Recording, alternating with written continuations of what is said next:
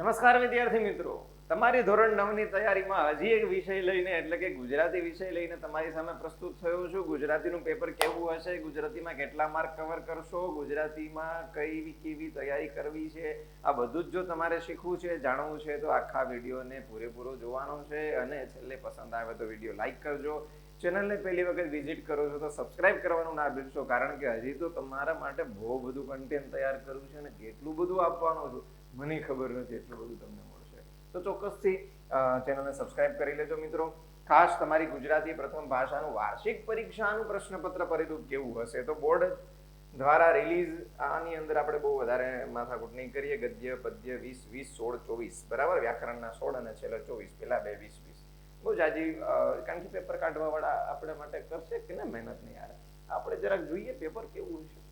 તો એની અંદર ખાસ જોડકા યોગ્ય રીતે જોડવાના છે, જેમાં સૌથી પહેલું જ છે એ પાત્ર ઉક્તિ, કર્તા કૃતિ અને કૃતિ પ્રકાર, જેને તમારે ખાસ તૈયાર કરવાનું છે. થોડુંક આને જાડો કરી લે લખવાનું. યસ, ચાલો. પછી દોસ્તો એક વાક્યમાં ઉત્તર લખો, જેની અંદર પણ તમને 4 માર્ક મળે છે. ટૂંકમાં ઉત્તર લખો, એની અંદર 1 2 અને 3 અથવા 3, અને સવિસ્તાર ઉત્તર લખો, એમાં 2 અથવા 2, તો એના માર્ક પણ છે 2 4 6 8 અને 4 2 6 8. પેટર્ન સેમ ટુ સેમ છે, બસ ખાલી ફરક એટલો છે કે અહીંયા આવશે કાવ્ય પૂર્તિ કરો. બાકી ટૂંકમાં ઉત્તર લખવાના, સવિસ્તાર ઉત્તર લખવાના અને એક એક વાક્યમાં ઉત્તર લખવાના છે. તો ગદ્યની અંદર કર્તા કૃતિ, પાત્ર ઉક્તિ, કૃતિ પ્રકાર છે. પદ્યની અંદર એ વસ્તુ નથી, તો તમારે ગદ્યને ખાસ તૈયાર કરી જ લેવાના છે. પછી વ્યાકરણની અંદર કેટલા ટોપિક હશે હમણાં પેપર જોઈએ, નમૂનાનું પેપર પણ જોઈએ, બોર્ડે આપેલું છે આપણા માટે. જોડણી સુધારો, વાંચન, સંધિ જોડો છોડો, એના માટેના નિયમ તૈયાર કરો સરસ રીતે બેટા. તળપદા શબ્દોનું શિષ્ટ રૂપ વાંચન કરો, સમાસ ઓળખાવો, નિયમ તૈયાર કરો. પ્રેક્ટિસ, સમાનાર્થી સાચો વિકલ્પ પસંદ કરો, વિરુદ્ધાર્થી વાંચન, સમાનાર્થી વિરુદ્ધાર્થી, અલંકાર ઓળખાવો, નિયમ સમજો, નિયમ સમજૂતી. રૂઢિપ્રયોગનો અર્થ જણાવો, સાચો વિકલ્પ શોધો, કહેવતનો અર્થ વાંચન, વાંચન શબ્દ સમૂહ માટે વાંચન, લિંગ ઓળખાવો, થોડુંક વાંચન અને સમજૂતી, વાક્ય પ્રયોગ, કર્તરી કર્મણી, ભાવે પ્રેરક, વાક્ય રૂપાંતર, નિષેધ, વિધિ, ઉદ્ગાર અને પ્રસ્તાર્થ. આના મસ્ત રીતે બેટા નિયમની સમજૂતી જો તમારી પાસે હશે તો તમે આરામથી આને કવર કરી શકશો. બહુ સહેલું છે, ખાસ નથી. સાદું વાક્ય, સંયુક્ત વાક્ય અને સંકુલ વાક્ય, આવો પણ એક વાક્યનો પ્રકાર છે. તો આ બધું જ આ જે 3 પ્રશ્નો છે ને, એ વાક્યનો એક તમે આખો ટોપિક ભણી જાઓ ને, એમાં બધું તમને આવડી જાય. પછી કાળ ઓળખવાનો છે, એ તમે આરામથી ઓળખી શકો છો. પૂર્વ પ્રત્યય અને પર પ્રત્યય, થોડીક પ્રત્યયની સમજૂતી જો તમારી પાસે હશે તો તમે આરામથી આને પણ કવર કરી શકશો.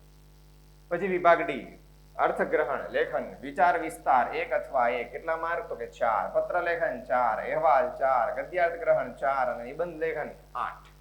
બરાબર છે. આ રીતનું તમારું પેપર રહેશે. એક અથવામાં ક્યાંક એવું છે કે તમને કાં તો પત્ર પૂછે અથવા અહેવાલ પૂછે, એક એવી પણ પેપર સ્ટાઇલ ક્યાંક જોવા મળે છે હરતી ફરતી. તો આની અંદર તમારે વ્યાકરણના 20 અને આના 20 થઈ જશે. નહીતર પછી શું થશે કે કન્ટિન્યુ આ જ રીતે હશે તો એક પત્ર લખવાનો અને એક અહેવાલ પણ લખવાનો, એક એવી પણ પેપર સ્ટાઇલ છે. પણ મેન્ટલી તમારે બે માટે રેડી રહેવાનું છે. તમારે પત્ર તૈયાર કરવાનો, અહેવાલ તૈયાર કરવાનો, બે તૈયાર કરવાનું. જે સારું તમને મનગમતો વિષય વાળું પૂછાઈ જાય એ લખવાનું, બે લખવાનું હોય તો એ લખવાનું. સિમ્પલ છે, બરાબર. ચાલો, આ બ્લુ પ્રિન્ટ છે, આની આપણે બહુ ખાસ જરૂર નથી.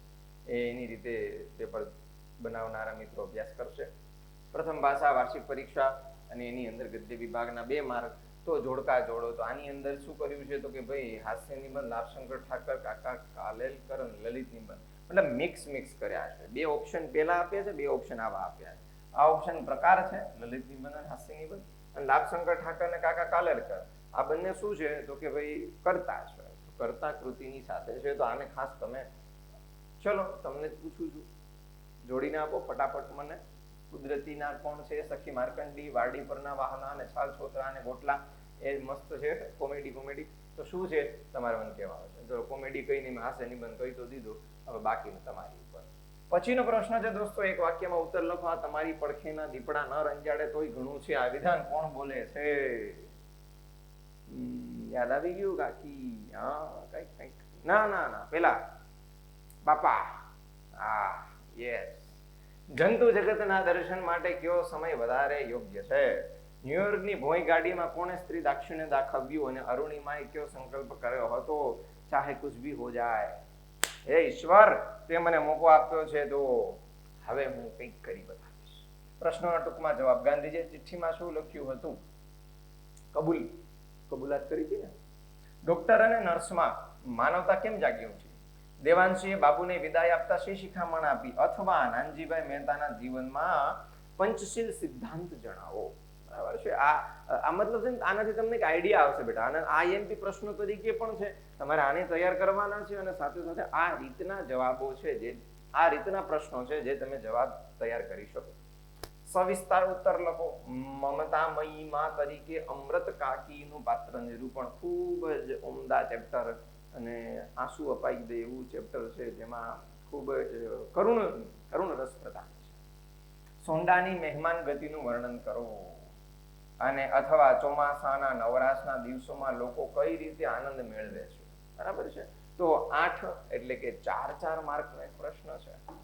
તો આને તમારે આમ એકાદ પેજનું તો વર્ણન કરવાનું છે યાર, પકડા પાડીને સરસ રીતે. વિભાગ બી છે દોસ્તો, પદ્ય વિભાગ. પદ્ય વિભાગની અંદર પ્રશ્નોના એક વાક્યમાં ઉત્તર લખો. અમૃતલાલ લાલજીભાઈ ભટ્ટનું તખલ્લુસ જણાવો. આ તમારે ખાસ આનાથી શું થશે, તમારે ચેપ્ટરનું જે પેલું કહેવાય ને ઉપર લખેલા હોય પરિચય કવિનો, તો એની ઉપર જરીક નજર મારવી હો, ઉપયોગી છે. પછી શામળિયો બોલ્યા કાવ્યનો સાહિત્ય પ્રકાર જણાવો. હાઈકુ કયા દેશનો સાહિત્ય પ્રકાર છે? જાપાનનો છે. અને ઇટલીનો કયો છે? તમે કહી દો. હાઈકુની સાથે શું હોય છે? 14 લીટી વાળું. યસ. નરસિંહ મહેતાની કર્મભૂમિ કઈ હતી? યસ, જુનાગઢ. જન્મ ભાવનગર, પછી આવી ગયા જુનાગઢમાં. કાવ્ય પૂર્તિ કરો. મારા સપનામાં આવ્યા હરી. બરોબર. પ્રશ્નોના ટૂંકમાં જવાબ લખો. આગને કોણ ઠારી શકે? ગોવાળોમાં ગિરિધર કઈ રીતે શોભે છે? દાંત રંગાવ્યા બાબતે તેજમલ કયો ખુલાસો આપે છે? અથવા માતાની આંખોથી કવિ શું પ્રાપ્ત કરે છે?